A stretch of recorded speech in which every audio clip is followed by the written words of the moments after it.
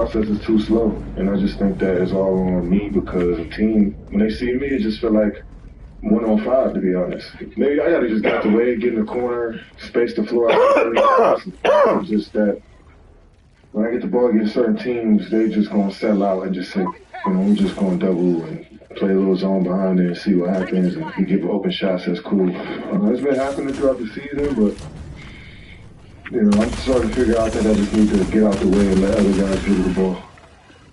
A very un-KD-like performance, but Coach and Perk, the answer can't be just take the ball out of KD's hands, right?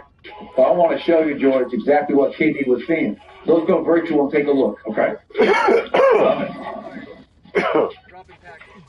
How do you stop one of the greatest scorers in NBA history? You get the ball out of his hands. Here's Kevin Durant coming off a double drag. Jackson Hayes gets a switch. They're not going to let him play one-on-one. Austin Reeves comes to double. Freezer right there. So as he's being double-teamed offensively, Kevin Durant's going to need 3 outlets. Tari Eason in the corner is going to make his way up above the break for the first outlet. In the middle of the floor, Dorian Finney-Smith making his way to the top of the key in that area. He's got to be a little bit quicker. And then the last outlet for KD right here is Reed Shepherd on his way working as a safety release for him, third option. As this happens, you're going to see Kevin Durant baiting it. Freezer right there. You can see he steps on the backcourt line. That is not the first time we've seen Kevin Durant's big feet get him in trouble. 2 points, 6 turnovers in the second half. Rockets have to be better. Come on, Coach. Come back to it. Hey, man, that virtual world had me shook. Hey, we saw the stats. Now I want to show you an example of what they did well and what they can do better tonight, because we know the Lakers are going to stay with that and work so effectively. As we run this play, you're going to see Kevin Durant get the ball, LeBron's guarding him, going to get the switch with Luka all night long. They never once let him play one-on-one. They're not going to let him ISO. Important point here, Perk. You got these 2 guys down here making themselves available, coming off the floor. But he's got outlets, which is great. He hits Dorian Finney-Smith. He goes and gets it again. I think that's a really important piece to this. Kobe Bryant got doubled a lot, Perk. When he got doubled, he didn't just give in to the double team. He went and got it again. Now, Perk, I want you to take us home on this. Yeah, absolutely. Pardon, Coach. So Kevin Durant does a great job of accepting the double team. He has done his part at this moment. Now you have to trust your teammate. As he hit Dorian Finney-Smith, he's trusting him now to be the decision maker. So now you got 3-on-2 on the backside. Austin Reeves has to make a decision. He's either going to step up and now all of a sudden you get the dump off pass, or if he moves out the way, Finney got the layup to the rim. He decides to step up, take Finney-Smith, and now all of a sudden you got Jabari Smith with a hell of a cut out of the corner for an easy dunk. Houston, when they're at their best, they're one of the best cutting teams in the NBA. And look at this. In Monday's fourth quarter, 22 touches. 0 started inside the 3-point line for Kevin Durant. You can't have that. Somebody else might have to be the ball handler to bring the ball up the floor, to give him those touches at the nail so he can be able to do what he do best, and that's put the damn ball in the basket. Yeah, he certainly does that best, Bert, for sure. Now, Wendy, it seems dire right now in Houston. How quickly can they turn this thing around? Not so fast, my friend. This could end up being an okay week for the Houston Rockets. I'm going to explain to you why. Here's the standings right now. It looks like it's a game and a half, but this is a double game. The team that wins tonight is going to get the tiebreaker for the season. So it's like winning 2 games. Okay, so right now Lakers are in 3rd, Rockets are in 4th. If the Rockets win tonight, okay, they're going to be in a position to tie the Lakers in the loss column with the tiebreaker. That's essentially going to mean that the Rockets are effectively going to be 3rd. By the way, the Lakers go to Miami tomorrow. The Lakers have this brutal schedule coming up. They play an 8:30 game tonight in Houston. They're not going to get to Miami until 4 a.m. How do you think LeBron's going to play tomorrow? The Rockets could wake up on Friday with a lead for the 3rd seed. However, if the Rockets lose tonight, they lose another game to the Lakers, they lose the tiebreaker, and guess what? They fall down below the Nuggets. They're going to be tied in the loss column of the Nuggets. So this is as big of a stakes game as you can get in mid-March in the NBA.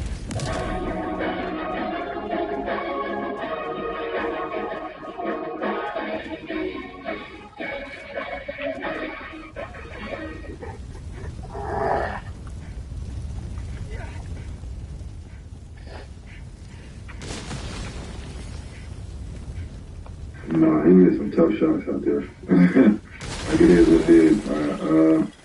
I know what it's like to be in that mode. As people can see, it's not easy to get 80. Through your reaction to Bam's comment on Luka. Bam all but wanted to say, I got 80. All right, yeah. I scored 83. All right, and we were raving about 6. Like Bam, look, I'm happy for Bam. Obviously, I defended him against some of the haters, like you. Bam was talking there, like like he does what I do. Like he's averaging 32. Yeah, so. But words like right. How hard it can be. Can I almost felt bad for Bam. Why hearing that? Because it felt like, on top of Spo saying I'm not apologizing, which was weird defense of what was supposed to be a great moment. Right. If Bam had, and I don't know what number would have been right, but if you didn't do the intentional foul, he scored 77. I think without the intentional foul. Without the intentional foul, without the purposely missing a free throw, without some of the stuff that started to feel fun. And it was 77, 75. Heck, you get applauded for 60. It would have just been universally loved and not remembered at all. So that's the thing. We remember 83. That's my point. That's my point. Like you can never have everything. 80. No, they were like. I think 80 he would have remembered, but he wouldn't have gotten to the 80 without the chicane. Oh, okay. And so it was. Somebody mentioned the other day that was it Devin Booker that scored 72. 70. Okay, guess what? I do this for a living. I forgot. I remember because I lost. Oh, you got the Celtics and they did the 70. And you lost. It's so right, and I remembered Luka's 60-point triple-double where he did the Austin Reeves. He intentionally missed a free throw, got it, scored himself, and then in overtime. I remember that because the next day, Brew and I were talking about how impressive it was, and because I think he had 20 rebounds with it, and Wiles was like, well, who cares? Right. I remember that. The only way, but Luka also had a 70-point game that I don't remember all the details to. It is historically resonant because we all know the 80-pointers. Wilt, Kobe, and Bam. And now maybe the Goldilocks zone would have been exactly 80 so the Kobe sycophants don't get angry because he was supposed to check out of the game and thank Kobe on the way out. I don't know, but he got fouling the Wizards. He got the record in a similar way that Wilt got his 100. And I mean the modern era record, I should say. But that was a funny quote where he's like, "Yeah, man, it's hard." This is what we do. Yeah. He tells the reporters for not giggling. Well, Bam was giggling enough. Yeah. All right. More on this game, but on the LeBron side of things, he was responding to some of the noise and the plus-minus numbers around how the Lakers were playing better when he was sidelined or sitting. Remember, we had all those graphics. It was like Luka, AR. Yeah. Here was his response last night after another triple-double. Just trying to figure it out, and then I was out a couple weeks ago and was able to come back and see how I can best fit those guys because they were just playing so dynamic off one another. So, it sells papers a lot easier. Clipping some podcasts, if you say LeBron, better team is better off without him. That's, a lot of people will try to view it. So I get it. They're absolutely wrong. Yeah. I mean, I think he's right on every account. He's right that there's no team in the league that is better without a top 20 player than they are with him.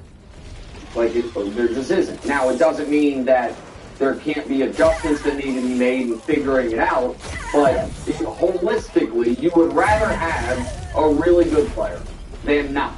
And it is true that it did take some tweaking and some adjustment, and credit to LeBron for being the one willing to adjust. And we get the plus minus that you're alluding to is this, this team's first 29 games, it wasn't working with him on the court much, and the last 20 games, it has.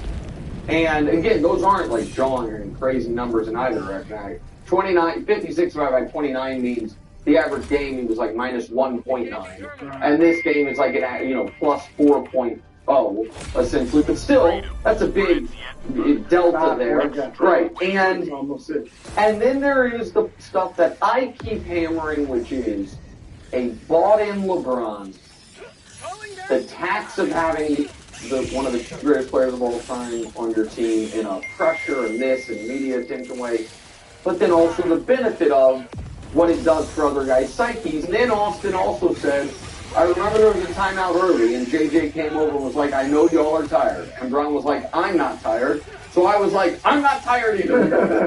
So yeah, follow the leader. That goes along with the belief that we're talking about. Like, that stuff really matters for a team trying to win a championship. Yeah, and laughing when you were on vacation, word vacation, whatever it was, doing international relations. And the numbers were the numbers, right? Because they started this win streak without LeBron. And I said, you'll remember this, in the playoffs, like whatever the numbers say in the regular season, in the playoffs, they will be better off with LeBron than without. No matter, even if this had not turned around, I still would have rather had him in the playoffs for all his experience and obviously his ability and skill and everything too. But yeah, and LeBron's in the media now, so he understands what sells and stuff like that. What's moving newspapers? Yeah, and all that stuff. But he has adjusted. That's why it's working. It may not have ever started working had he not adjusted. But credit to him. I go downstairs right fast, watching the team without him and seeing how they were playing and knowing that he could do the things that Austin and Luka can't. So even if he feels like I still could be handling the ball, running the offense through myself, he knows Luka and Austin, what would they do if they don't have the ball in their hands a lot?